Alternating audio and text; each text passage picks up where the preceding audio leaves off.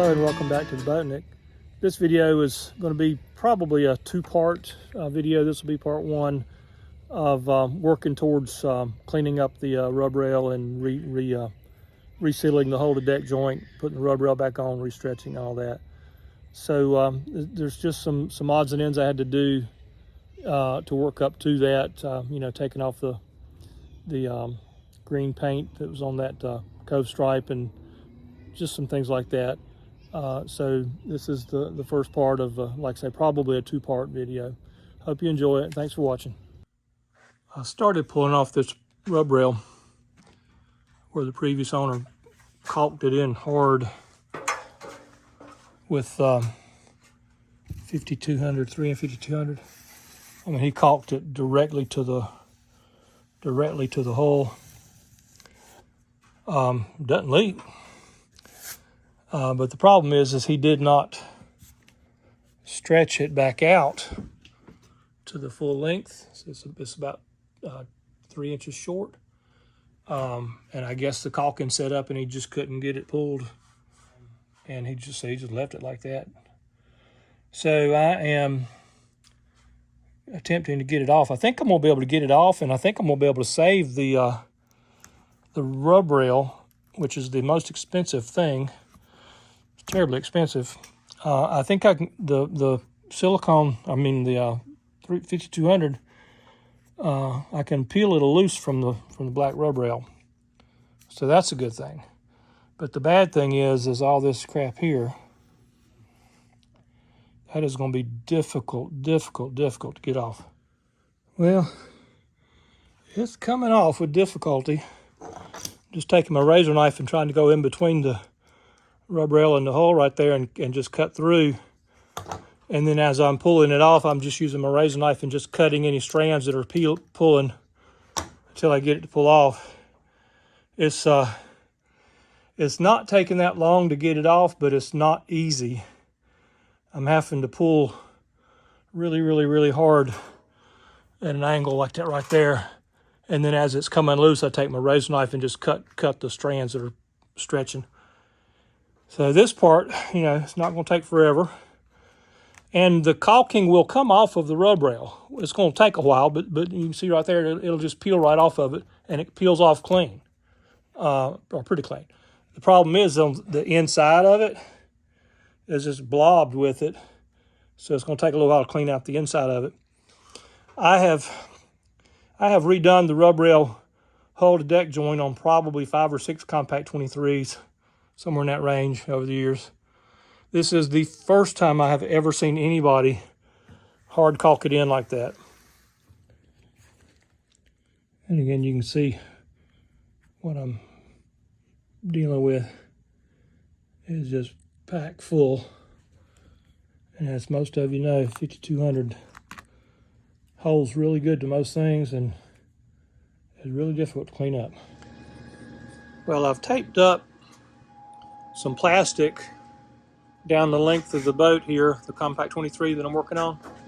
This, the green paint that's been painted over the gel coat here, it's a little worse for wear, especially on the starboard side. It's in pretty bad shape.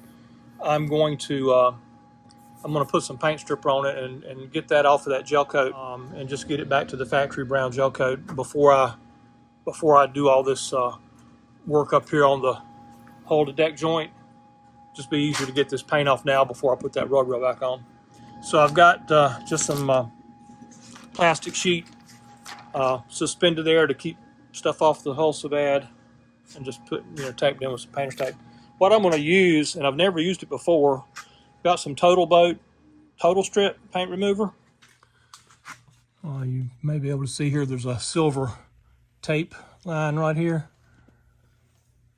which is pretty beat up as well. And of course that's going to be covering up the bottom lip of that paint, so I'm going to remove that.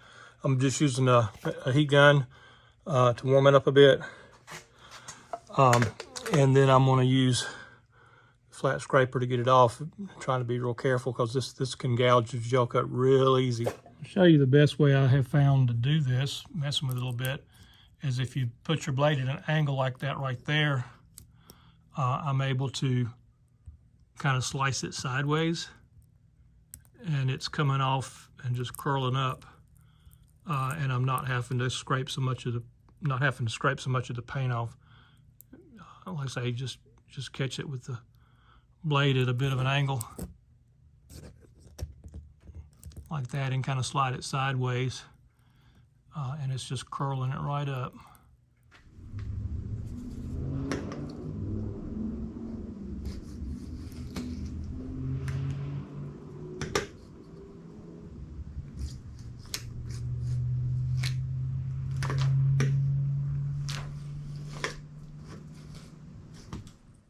I put the paint stripper on. I just put it on with a brush, so it's not extremely thick, but it is starting to work. I'll scrape this off with a plastic putty knife into a bucket to keep it off the floor, and then probably have to put a second coat on it to finish it up, and then I'll just do some wet sanding or whatever is needed to clean up the balance of it. Well, I used the Total Boat paint remover to get the green paint off of this brown gel coat, and while it did okay, I was not like overwhelmed with it. It might have been marginally better than the the citrus stripper that you buy at Lowe's Hardware, somewhere like that.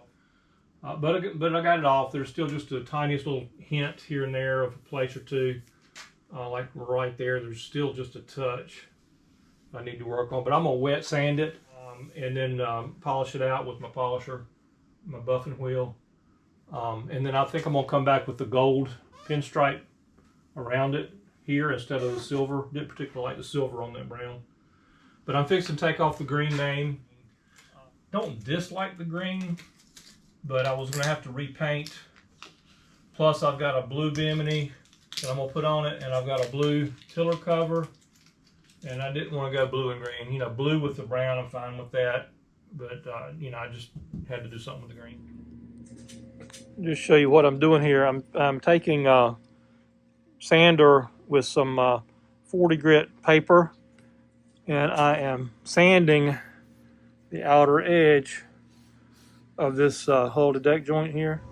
Now you can see there where I have sanded the caulking off of that face of that hull to deck joint there. Now, I'm not trying to sand into the fiberglass at all. I'm just trying to get a clean surface. You don't want to grind into the glass any more than absolutely necessary just to get a clean surface. Occasionally you may have to take a bolt out, or you may have to, you know, add a bolt. You can see I've already cut some of it out here. I'm going to take my multi-tool here, and very carefully, and it's pretty easy to gauge the depth because of that little shoulder that's on the blade there. I'm using that and just very carefully cutting out that caulk line. And sometimes you'll find, and I found this I think on every single Com-Pac I've ever dealt with, sometimes you'll find where there's an area where that flange is maybe a little thin, where when they did the layup, you know, they may not have got all the layers all the way out to the outer edge. That's really not that uncommon to have a place or two like that in a boat. I've seen it on just about every boat I've ever worked on that I've done rub rails, or, you know, the hull to deck joints. It's not unusual to have a little situation like that. You can repair it, or you can just, you know, fill it full of your adhesive and let it ride. And I usually just kind of like mound up the 5200 in like a little half oval mound shape over that outer face, and let it go from that top edge, kind of round it out all the way to that bottom edge. And I just use, you know, wet fingers to shape it like I want. And I do use 5200 on this hull to deck joint. I know a lot of people don't. I do. I wanted it absolutely as strong as I can get it. And using the oscillating multi-tool and the sander, it's no problem to get it off of the face, and it's no problem to cut it out. What I'm having a problem with is where he caulked it, the rub rail itself to the boat. That's been a disaster. And it took a long time to clean the rub rail, but I did get this side clean enough to put it back on, I think. Do not put acetone on the black rub rail. It will dissolve the face of it pretty short order. And if you use a heat gun on it, don't overheat it, because it'll kind of like burn it and it turns hard, kind of like a glasses over the surface of it. If you do have to clean it, the cigarette lighter, Zippo cigarette lighter fluid, I think, is probably the best thing to clean it with. And even with that, you've got to be, very stingy with the lighter fluid, or it'll dissolve into that rubber rail. And then about every 6 inches in places they're closer, there's a bolt, or you may possibly have pop rivets. This boat here has all stainless steel bolts. So you want to be very careful when you cut in front of the bolts, so that you don't score or nick those bolts unnecessarily. You can see there where it's, it's getting a little better. I mean, I could actually live with that once the rubber rail's on it, because the rest of that will be hidden. But got a couple little places where I'm going to have to do a little repair. There's a place right here where the gel coat cracked. I guess when they bolted it together, it cracked the gel coat. So I'm going to feel that and make sure that's not a crack that goes through there, where we won't get water in. A little crack there. There's little places like that. When they bolted it all together, sometimes it cracks the glass when they pull it together. And that's honestly kind of normal too. But I've got my dust mask on, breathing mask on right now, so I probably sound kind of weird. But that's my all day long, probably all week long project, is just trying to clean up this aggravating hull eject joint here. Once I get it all clean, it does not take long to put it all back together. It's pretty simple and pretty straightforward, but getting it clean has been a bear. I haven't even started on the other side yet, other than just pulling the rubber rail off. That's the only thing I've done over there.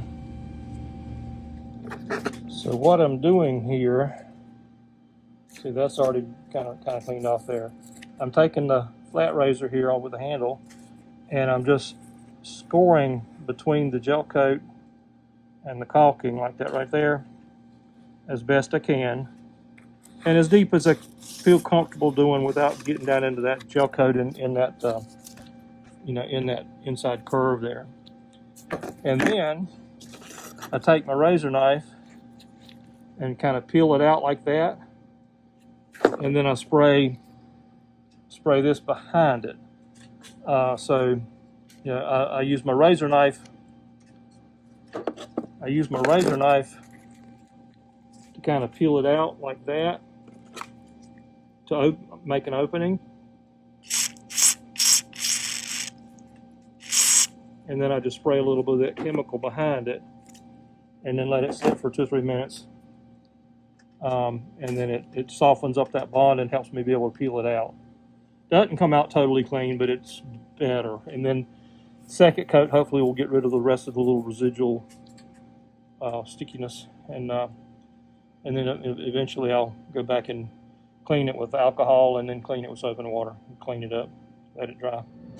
Well, I'm finding this debond not to be particularly effective getting the last little tiny remnants off.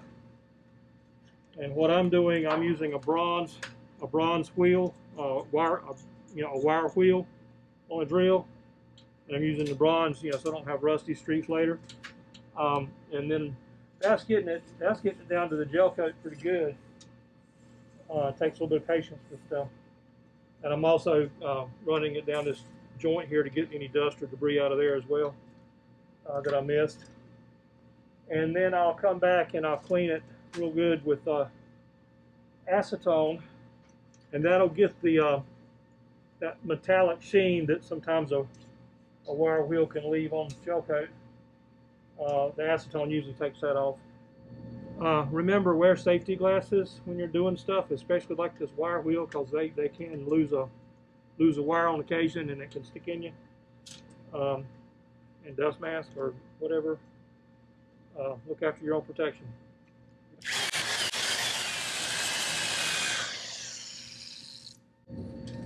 Yeah, that's getting it pretty clean there. Oh, and by the way, this debond, it says it's pretty flammable, so I'm not using it in conjunction with the drill, because I don't want to cause it to catch on fire. But also, you don't want to get this stuff in your eyes or anything like that. So, use care using it. But it did work good on the big bulky stuff though, to get the bulky 5200 off. But like I say, it doesn't seem to want to do a whole lot with that last little bit of little bits and pieces here and there. It just wasn't doing anything to it. I have taken and mixed up some slightly thickened gel coat and patched these places up here on top of this whole deck joint that were a bit boogered up. And so while I'm waiting for that to cure, I thought I would run my little gold coat stripe tape. What I'm doing is just running a gold pinstripe right down that, which would have been on it from the factory. The previous owner had painted this green and used a silver pinstripe, but I'm gonna go back with the gold. I think that'll look better with the brown. I am by no means an expert at running pinstriping, but I'm gonna give it a go.